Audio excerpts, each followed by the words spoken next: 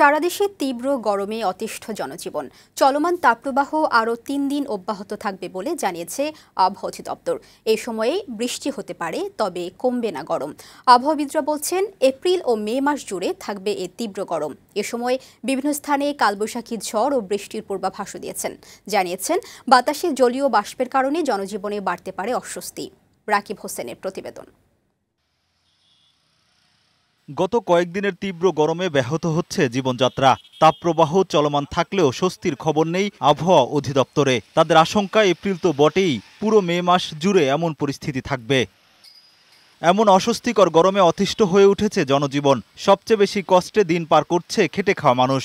প্রচন্ড গরম, গরমের জীবন বাঁচে না, খুব প্রচুর তাপ ওদের। তো কষ্ট তো লাগবে, কষ্ট বাদে বাতাসে।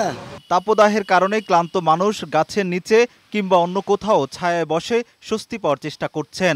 চালিয়ে বাসায় থাকতে পারি না ভাই, এই গরমের অত্যাচারে রাস্তায় বয়ে দিচ্ছে। বাতাস আছে, এই জন্য এখানে আসছি। আবহাওয়া অধিদপ্তর জানিয়েছে, চলমান তাপপ্রবাহ অব্যাহত থাকবে আরও 3 দিন। এই সময় বিভিন্ন স্থানে কালবৈশাখী ঝড় ও বৃষ্টির পূর্বাভাসও রয়েছে। আজকে 19 তারিখ থেকে 21 তারিখ পর্যন্ত আমাদের তাপপ্রবাহর তীব্রতা একটু বৃদ্ধি পেতে পারে।